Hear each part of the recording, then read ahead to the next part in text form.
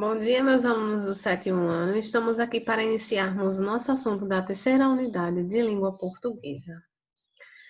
Nós vamos começar tratando sobre as características da lenda. Vamos aqui à definição de o que seria lenda.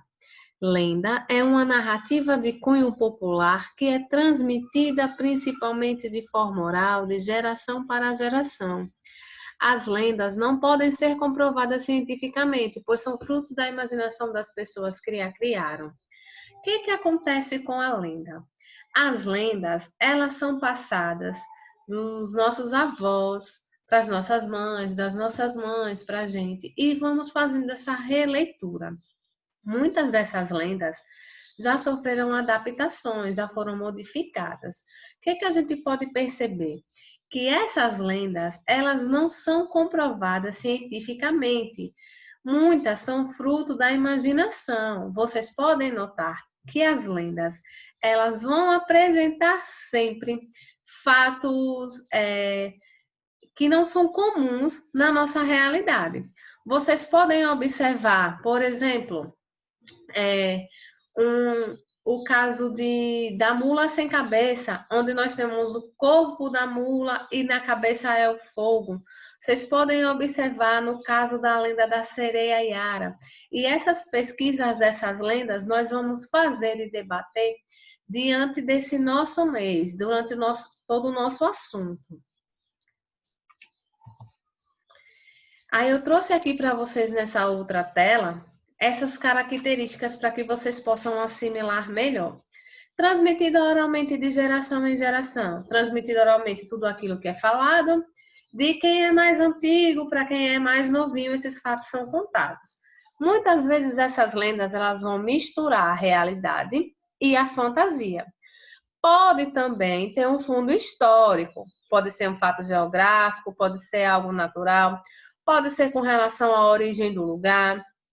A maior parte dessas lendas ocorre num espaço e num tempo determinado, mas nem todas.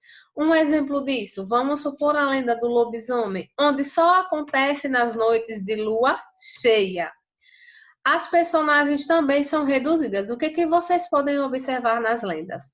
Diferente de alguns textos, as lendas elas não possuem muitos personagens. Ela tem o seu personagem principal e um ou outro personagem secundário, mas na maioria das vezes a lenda toda gira em torno de poucos personagens. Esses personagens, claro que são identificados pelo nome: o lobisomem, a mula sem cabeça, a sereia Yara, o curupira, o saci pererê e por aí vai. Agora nós vamos aqui chegar na parte gramatical. Para essa unidade, nós vamos introduzir agora o nosso assunto chamado preposição. Mas e o que vem a ser preposição? Vamos à nossa definição. Eu trago aqui para vocês o conceito de definição, a definição de preposição, que é aquela palavra que liga dois termos de uma oração. Como assim, professora? Essa palavra vai ligar dois termos. Eu tenho Paula viajou, Maceió. Mas não falta alguma coisinha entre a viagem de Paula e o lugar onde ela chegou? Falta. Essa palavra para, que colocamos para ligar Paula viajou a Maceió, é chamada de preposição, pois ela liga esses dois termos da mesma oração, da mesma frase. E quando eu digo que ela viajou para Maceió com alguns amigos, esse com também é uma preposição que está ligando Maceió a alguns amigos. Essas duas palavras em destaque em vermelho, tanto para como com, são preposições usadas para ligar os termos de uma frase ou de uma oração. Trouxe para vocês aqui as principais preposições que vocês vão encontrar nas leituras, no estudo de vocês. A, ante, até, após, com, contra, de, desde, em, entre, para, per, por, perante, sem, sob, sob e tras. Vocês vão perceber que essas preposições, elas servem para ligar essas palavras, esses termos, mas que elas também podem indicar causa, consequência. Vocês vão perceber isso no decorrer das frases. Na frase anterior, quando eu disse que viajou para Maceió, é o lugar de origem.